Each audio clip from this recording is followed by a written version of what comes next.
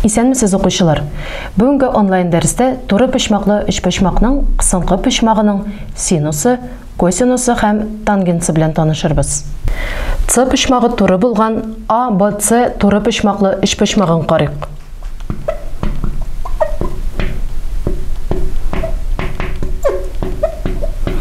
Әлеге туры почмаклы өч почмакта БЦ катеты А почмагына каршы ятучы катет дип атала. АЦ катеты А почмагына янәшә ятучы катет дип атала. Билгеләмә.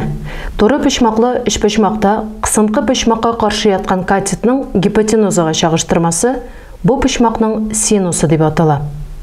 Билгеләмә. Туры почмаклы өч почмакта кысынкы почмакка янәшә яткан катетның гипотенузага чагыштырмасы бу почмакның косинусы дип атала. Билгеләмә. Туры почмаклы өч почмакта кысынкы почмакка каршы яткан катетның янәшә яткан катетка чагыштырмасы бу почмакның тангенсы дип атала. Альфа почмагының синусы, косинусы һәм тангенсы синус альфа, косинус альфа һәм тангенс альфа дип тамгалана. Әлеге билгеләмәләрдән чыгып, А почмагының синусы БЦның АБ-га чагыштырмасына тигез дип язалабыз. Шулай ук А почмагының косинусы АЦның АБ-га чагыштырмасы дип һәм А почмагының тангенсы БЦның АЦ-га чагыштырмасына тигез дип яза алабыз. Әлеге тигезлекләрдән синус альфаның косинус альфага чагыштырмасын табыйк.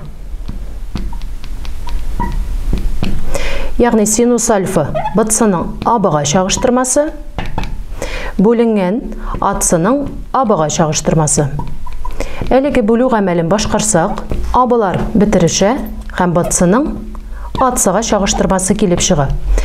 БЦның АЦ-га чагыштырмасы ул А почмагының тангенсына тигез булды. Димәк, синус альфаның косинус альфага чагыштырмасы тангенс альфага тигез икәнлеге килеп чыга. Синус, косинус, тангенсның кыйммәтләрен микрокалькулятор ярдәмендә яки Брадис таблицасыннан табарга мөмкин. Әгәр бер туры почмаклы өч почмакның кысынкы почмагы икенче өч почмакның кысынкы почмагына тигез булса, ул вакытта бу почмакларның синуслары тигез, бу почмакларның косинуслары тигез, бу почмакларның тангенслары тигез. Хәзер түбәндәге тигезлекнең дөрестлеген исбатлыйк.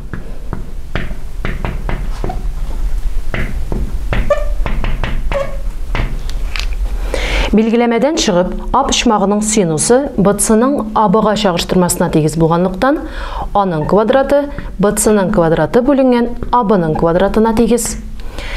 Нәкъ шулай ук косинус А, ягъни А почмагының косинусы АЦның АБ-га чагыштырмасына тигез, аның квадраты АЦның квадраты бүленгән АБ-ның квадратына тигез була.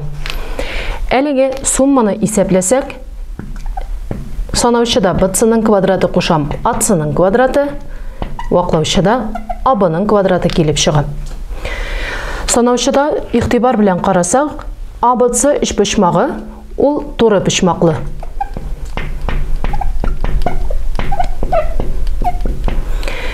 Туры почмаклы өч почмакта Пифагор теоремасын куллансак, гипотенузаның квадраты катетларның квадратлары суммасына тигез икәнлеге күренә. Ягъни АБ-ның квадраты БЦның квадраты кушам АЦның квадратына тигез. Әлеге тигезлек һәм санаучы АБ квадратка тигез дигән сүз. Ягъни АБ квадратның АБ квадратка чагыштырмасы бергә тигез икәнлеге килеп чыга. Әлеге тигезлекне төп тригонометрик бердәйлек дип атыйлар. Ягъни синус квадрат альфа кушам косинус квадрат альфа тигез була бергә. Бу төп тригонометрик бердәйлек.